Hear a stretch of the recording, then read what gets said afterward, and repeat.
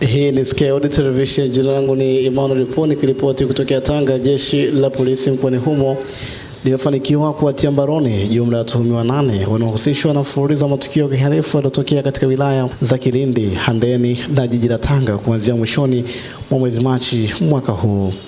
Watuhumiwa 4 wanashikiliwa kwa tuhuma za mauaji ya kinyama ya Mwajabu Shabani mwenye umri wa miaka 30 na mwanae mchanga Mwantumu Abdalla mwenye miezi 4. Miili ya marehemu ilikutwa imetupwa ndani ya kisima katika kitongoji cha Tawini kwa Mgongo, kijiji cha Kisangasa, tukio lilotokea Machi 28 ya mwaka huu. Watuhumiwa 2 wanashikiliwa kwa kosa la kumshambulia na kumjeruhi vibaya kwa mapanga Yasin Amiri ambaye ni fundi simu mkazi wa Makorora. Katika operesheni za kuimarisha usalama wa kifedha, polisi wamewakamata watu 2 wakiwa na noti bandia 16 za thamani ya shilingi 16,000 kila mmoja. Watuhumiwa walikuwa wakijaribu kutumia kupata bidhaa na huduma mbalimbali kwa njia ya udanganyifu.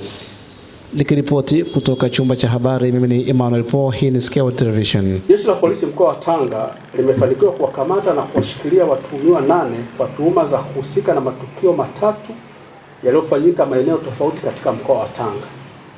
Wanaoshikiliwa kwa kuhusika na tukio la kwanza ambalo ni la mauaji ya mwanamke mmoja na mwanae mchanga wa miezi 4 ni pamoja na Kilo Msami, Abdalla Ibrahim, Ayubu Hamisi na Big Fai Edward. Wanatuhumiwa kwa tukio la mauaji yaliyotokea Machi 28, 2026 majira ya saa 9 alasiri, ambapo Mwajuma Shabani miaka 30 pamoja na mwanae mchanga Mwantumu Abdalla miezi 4 waliuawa, kisha miili yao kutumbukizwa ndani ya kisima cha maji huko katika kitongoji cha Tawini kwa Mgongo, kijiji cha Kisangasa, wilaya ya Kilindi, mkoa wa Tanga. Aidha, Sharifu Mustafa alimaarufu Charada na Adam Ramadhani Hasani alimaarufu Masonzi wanashikiliwa kwa tuhuma ya kumjeruhi sehemu mbalimbali Yasin Amiri, fundi simu mkazi wa Makorora jijini Tanga. Pia watuhumiwa 2 wanashikiliwa kwa tuhuma ya kukutwa na noti bandia 16, endapo zingekuwa halali zingekuwa na thamani ya shilingi 160,000. Watuhumiwa hao ni Shani Gugu mkazi wa Kange jijini Tanga na Bakari Hamza mkazi wa Moshi mkoani Kilimanjaro.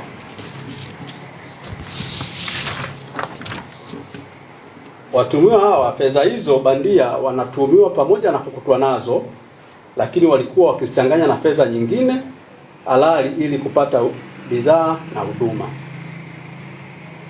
Jeshi la polisi mkoa wa Tanga lingependa kutoa taarifa ya tukio la kulipuka kwa petroli na kusababisha kifo na majeruhi Machi 28, 2026 majira ya saa 12:30 jioni katika kijiji cha Bongi, kata ya Sindeni, wilaya ya Handeni, mkoa wa Tanga.